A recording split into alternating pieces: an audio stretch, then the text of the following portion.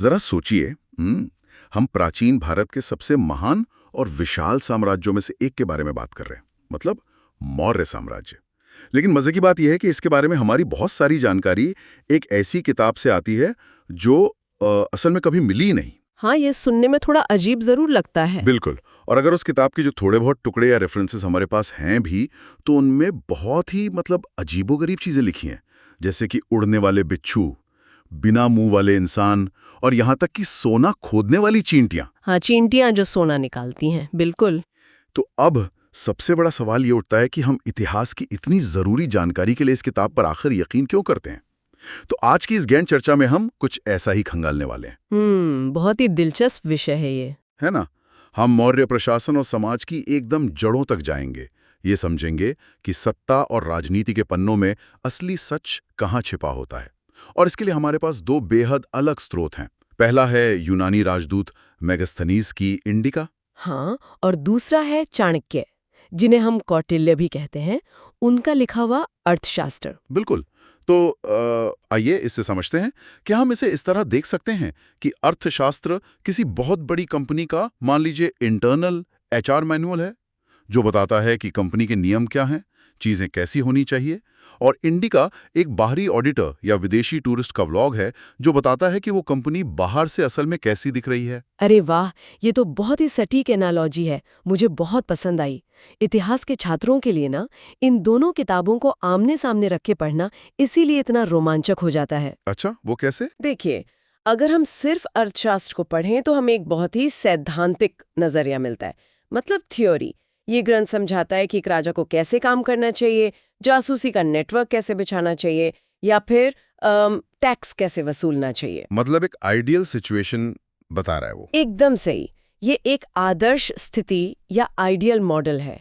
लेकिन हम सब जानते हैं कि कागजों पर बने नियम और जमीन की असलियत अक्सर अलग होती है, और बस यहीं पर मेगास्थनीज की इंडिका काम आती है। क्योंकि वो बाहर से आया था। हाँ, एक विदेशी के रूप में मेगास्थनीज ने वो लिखा जो उसकी आंखों ने देखा, या जो उसे ट्रांसलेटर्स के जरिए स्थानीय लोगों ने बताया।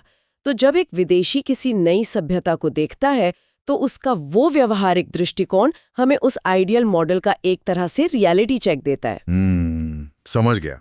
लेकिन यहाँ एक बहुत ही अजीब बात है, जिसका मैंने एकदम शुरुआत में जिक्र किया था।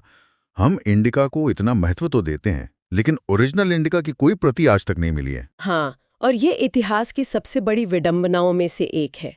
मतलब मेगास्थनीज कोई मामूली मुसाफिर नहीं था, वो यूनानी शासक सेल्यूकस निकेटर का राजदूत था। हाँ, जो चंद्रगुप्त मौर्य के दरबार में आया था, है ना? बिल्कुल। लगभग 304 से 299 ईसा पूर्व के बीच। तो उसने अपने संस्मरण लिखे जरूर थे, लेकिन वो मूल पांडुलिपि समय के साथ कहीं नष्ट हो गई। तो मतलब हम जिस किताब के आधार पर इतना कुछ दावा करते हैं, वो एक पहेली की तरह है। तो फिर हमें इंडिका के बारे में पता कैसे चला? मतलब क्या ये कुछ ऐसा है कि किसी का ओरिजिनल ब्लॉग इंटरनेट से डिलीट हो गया हो और हम दूसरे लोगों द्वारा लिए गए स्क्रीनशॉट्स और कोट्स के जरिए उस ब्लॉग को दोबारा लिख रहे हों? हाँ, ये तुलना 100% सच है। एकदम ऐसा ही हुआ था। 19वीं सदी में श्वानबैक और मैक्रिंडल जैसे यूरोपीय विद्वानों ने एक बहुत ही मुश्किल काम किया। उन्होंने एरियन, स्ट्रैबो, प्लिनी और डियोडोरस जैसे बाद की यूनानी और रोमन लेखकों की किताबों को खंगाला। अच्छा, तो इन बाद वाले लेखकों ने मेगास्थनीज का हवाला दिया था? बिल्कुल। उन्होंने अपनी किताबों में लिखा था कि मेगास्थनीज के अनुसार भारत ऐसा था या वैसा था। तो विद्वानों ने इन सारे बिखरे हुए कोड्स को इकट्ठा करके इंडिका का एक पुनर्निर्माण किया। वाह, ये तो बहुत मेहनत का काम रहा होगा। बहुत ज्यादा। और जब हम इस पुनर्निर्मित इंडिका को अर्थशास्त्र के साथ रखकर देखते हैं, तो एक बहुत ही दिलचस्प तस्वीर उभरती है। अर्थशास्त्र का ध्यान सिर्फ नीतियों पर है, लेकिन मेगास्थनीज भारत की विशालता, यहाँ की नदियों के आकार और महलों की भव्यता को देखकर पूरी तरह हैरान था। और इस बाहरी नजरिए ने जिस चीज को सबसे ज्यादा हैरानी से देखा, वो थी मौर्य साम्राज्य की राजधानी, मतलब पाटलिपुत्र। हाँ, बिल्कुल। पाटलिपुत्र का वर्णन बहुत ही अद्भुत है। अगर हम आज के पटना के उस इलाके की बात करें, तो मेगास्थनीज ने इसका जो भव्य वर्णन किया है, वो रोंगटे खड़े कर देने वाला है। उसने बताया कि ये महानगर गंगा और सोन नदी के संगम पर बसा था। इसकी लंबाई 80 स्टेडिया थी, मतलब करीब 16 किलोमीटर। मेगा सिटी था। सच में? और सिर्फ आकार ही नहीं, इसकी सुरक्षा व्यवस्था भी कमाल की थी। शहर के चारों ओर एक विशाल लकड़ी की दीवार थी। लकड़ी की दीवार? हाँ, और उसमें 64 द्वार और 570 सुरक्षा बुर्ज या टावर्स बने हुए थे। और इसके बीचों बीच चंद्रगुप्त मौर्य का लकड़ी का बना एक बहुत ही भव्य महल था। मेगास्थनीज तो यहाँ तक दावा करता है कि वो महल ईरान के सूसा और एकबतना के विश्व प्रसिद्ध महलों को भी पीछे छोड़ देता था। ये सब सुनना तो बहुत ही सिनेमैटिक लगता है, जैसे कोई फिल्म चल रही हो। लेकिन इतने बड़े महानगर को चलाना, जहां हजारों लाखों लोग रह रहे हो, कोई आसान काम तो नहीं होगा, है ना? बिल्कुल आसान नहीं था। आज के समय में भी एक शहर को मैनेज करना प्रशासन के पसीने छुड़ा देता है। तो मौर्य काल में ये काम आखिर होता कैसे था? देखिए, यहाँ जो बात सबसे ज्यादा रोमांचित करती है वो है इनका प्रशासनिक ढांचा। मेगास्थनीज बताता है कि पाटलिपुत्र को चलाने के लिए 30 सदस्यों की एक नगर परिषद होती थी। 30 लोग मिलकर पूरा शहर चलाते थे? हाँ, और ये 30 लोग 5-5 सदस्यों वाली 6 अलग-अलग समितियों में बटे हुए थे। और इन समितियों का काम सिर्फ शहर को साफ रखना नहीं था, बल्कि राज्य के कंट्रोल को शहर की रग-रग तक पहुंचाना था। 6 समितियां। ये सुनकर तो ऐसा लग रहा है जैसे हम किसी आज के नगर निगम या म्युनिसिपल कॉर्पोरेशन की बात कर रहे हैं। क्या ये सच में इतने व्यवस्थित थे या ये सिर्फ एक यूनानी राजदूत का अपनी तरफ से चीजों को बढ़ा चढ़ाकर पेश करने का तरीका था? नहीं, ये व्यवस्था हकीकत में बहुत गहरी थी। और मजे की बात यह है कि ये अर्थशास्त्र के सिद्धांतों से सीधे तौर पर जुड़ती है। चलिए इन समितियों के काम को थोड़ा समझते हैं। हाँ, बिल्कुल। पहली समिति का काम था औद्योगिक कला और कारीगरी देखना, मतलब राज्य के भीतर जो भी प्रोडक्शन हो रहा है उस पर नजर रखना। दूसरी समिति का काम बहुत ही खास था। ये सिर्फ विदेशियों की देखभाल करती थी। विदेशियों के लिए अलग समिति? हाँ, कोई भी विदेशी शहर में आता तो ये समिति उसके रहने का इंतजाम करती, बीमार पड़ने पर इलाज करवाती और सबसे जरूरी बात, उसकी हर एक गतिविधि पर कड़ी नजर रखती थी। यहाँ तक कि अगर विदेशी की मौत हो जाए तो उसे दफनाना और उसकी संपत्ति उसके देश वापस भेजना भी इन्हीं का काम था। एक मिनट, विदेशियों पर इतनी कड़ी नजर? ये तो मेहमान नवाजी से ज्यादा सर्विलांस या जासूसी लग रहा है। बिल्कुल सही पकड़ा आपने। और आपने एक तीसरी समिति की भी बात की थी, जो जन्म और मृत्यु का रिकॉर्ड रखती थी। मतलब आज के समय में आधार कार्ड या डेटाबेस होना तो आम बात है, लेकिन प्राचीन काल में ऐसा डेटाबेस बनाना, आखिर राज्य को ये डेटा क्यों चाहिए था? यहीं पर हमें अर्थशास्त्र की नीतियां देखनी होंगी। चाणक्य के लिए राज्य का खजाना सबसे ऊपर था। जन्म और मृत्यु का रिकॉर्ड रखना सिर्फ लोगों को गिनने का शौक नहीं था, ये असल में टैक्स वसूलने का सबसे ठोस आधार था। अच्छा, तो मतलब टैक्स के लिए डेटा कलेक्शन हो रहा था। बिल्कुल। जब राज्य को पता होगा कि किस घर में कितने लोग कमाने वाले हैं, तभी तो वो सही टैक्स ले सकेगा ना। और जो आप विदेशियों वाली बात कर रहे थे, वो अर्थशास्त्र में लिखी जासूसी व्यवस्था का ही एक हिस्सा था। मौर्य साम्राज्य अपनी सुरक्षा को लेकर कोई रिस्क नहीं लेता था। हर बाहरी इंसान एक संभावित जासूस हो सकता था। सही बात है। तो बाकी की 3 समितियां क्या करती थीं? चौथी समिति व्यापार, वाणिज्य और बाजार को देखती थी। 5वीं समिति तैयार माल की निगरानी करती थी, ताकि पुरानी और नई चीजों में मिलावट ना हो सके। और 6ठी समिति का काम था बिक्री कर, यानी सेल्स टैक्स की वसूली करना। सेल्स टैक्स भी? हाँ, जो भी सामान बाजार में बिकता था उसका 10वां हिस्सा टैक्स में देना होता था। और टैक्स चोरी करने पर सजाए मौत तक हो सकती थी। बाप रे, ये तो एक बहुत ही विरोधाभासी स्थिति लग रही है। मतलब अगर राज्य हर विदेशी पर नजर रख रहा है, हर जन्म मृत्यु का हिसाब रख रहा है, टैक्स न देने पर मौत की सजा है, तो आम जनता की जिंदगी तो किसी दमघुटू सर्विलांस स्टेट जैसी होगी। ऐसा सोचना स्वाभाविक है। हाँ, क्योंकि ऐसा प्रशासन अक्सर एक डरी हुई जनता पैदा करता है। तो जब मेगास्थनी सड़कों पर निकला तो क्या उसने एक खौफ में जीते हुए लोग देखे? यहीं पर तो इतिहास का सबसे बड़ा ट्विस्ट है। मेगास्थनीज की इंडिका के अनुसार समाज का जो चित्र सामने आता है वो किसी खौफनाक राज्य का नहीं, बल्कि एक यूटोपिया या आदर्श समाज का है। यूटोपिया? इतने कड़े नियमों के बाद भी? हाँ, वो लिखता है कि लोग बेहद सत्यवादी और ईमानदार थे। चोरी की घटनाएं इतनी कम थीं कि लोग अपने घरों में ताले तक नहीं लगाते थे। ताले नहीं लगाते थे? ये तो मतलब आज के हिसाब से भी हजम करना बहुत मुश्किल है। और तो और वो आगे लिखता है कि लोगों के कपड़े सादे होते थे, लेकिन उन्हें आभूषणों का बहुत शौक था। कृषि मुख्य व्यवसाय था, साल में 2 फसलें होती थीं। लेकिन सबसे चौंकाने वाली बात जो मेगास्थनीज ने लिखी, वो युद्ध के नियमों से जुड़ी है। अच्छा, युद्ध के क्या नियम थे? वो कहता है कि जब 2 सेनाएं आपस में लड़ रही होती थीं, तब भी किसानों को कोई नुकसान नहीं पहुंचाया जाता था। मतलब योद्धा एक दूसरे को मार रहे होते थे, लेकिन पास ही खेत में किसान शांति से अपना हल चला रहा होता था। अरे वाह, ये तो बहुत ही अलग नजारा है। हाँ, मेगास्थनीज का मानना था कि भारतीय समाज में किसानों को बहुत पवित्र माना जाता था और शायद इसीलिए वहां कभी अकाल नहीं पड़ा। ये सब सुनने में बहुत अच्छा लगता है, लेकिन मुझे ना मेगास्थनीज की बातों पर थोड़ा शक हो रहा है। शक? क्यों? देखिए, अगर हम समाज के वर्गों की बात करें तो मैंने कहीं पढ़ा था कि मेगास्थनीज ने भारतीय समाज को 7 जातियों या वर्गों में बांट दिया था। अब हम सब जानते हैं कि भारतीय ग्रंथों में तो हमेशा से 4 वर्णों की व्यवस्था रही है ना? हाँ, ब्राह्मण, क्षत्रिय, वैश्य और शूद्र। बिल्कुल। तो फिर ये 7 जातियां बीच में कहां से आ गईं? क्या उसे भारत का सामाजिक ढांचा ही समझ नहीं आया, या वो किसी यूनानी चश्मे से हमें देख रहा था? आपका ये शक एकदम जायज है। मेगास्थनीज ने जिन 7 वर्गों की लिस्ट दी थी ना, जिसमें दार्शनिक, कृषक, व्यापारी, योद्धा ये सब शामिल थे, वो असलियत से बिल्कुल मेल नहीं खाती। तो फिर उसने ऐसा क्यों लिखा? इतिहासकार रोमिला थापर ने इस पर बहुत अच्छा विश्लेषण किया है।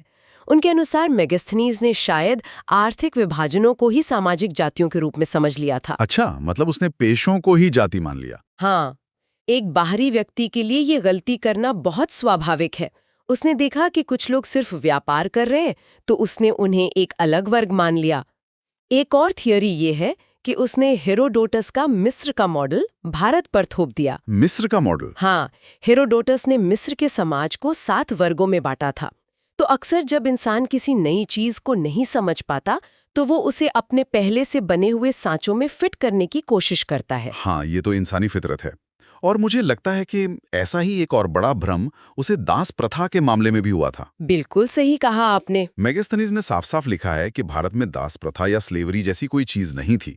लेकिन अगर हम अर्थशास्त्र को देखें तो उसमें तो दासों के नियमों पर पूरा एक अध्याय है। हाँ, अर्थशास्त्र में दासों के अधिकार और उन्हें आजाद करने के तरीके सब लिखे हैं। तो एक तरफ मेगास्थनीज कह रहा है दास हैं ही नहीं, और दूसरी तरफ चाणक्य उनके लिए नियम बना रहे हैं। इस गुत्थी को कैसे सुलझाएं? इस गुत्थी को सुलझाने के लिए हमें फिर से मेगास्थनीज के उसी यूनानी चश्मे को समझना होगा। देखिए, यूनानी और रोमन समाज में दासों की हालत बहुत ही खौफनाक थी।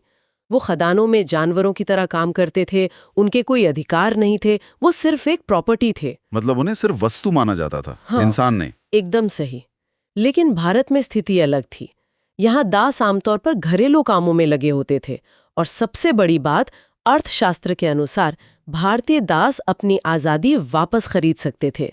उन्हें बिना बात के पीटा नहीं जा सकता था। अच्छा, मतलब उनके पास कुछ अधिकार थे। हाँ, तो जब मेगास्थनीज ने देखा कि भारत में दासों को खदानों में कोड़े नहीं मारे जा रहे, वो घरों में आम नौकरों की तरह काम कर रहे हैं, तो उसे लगा कि यहाँ तो दास प्रथा है ही नहीं। ओह, तो उसे वो क्रूरता नहीं दिखी, इसलिए उसने मान लिया कि स्लेवरी है ही नहीं। बिल्कुल। लेकिन देखिए, यहाँ से कहानी एक नया मोड़ लेती है।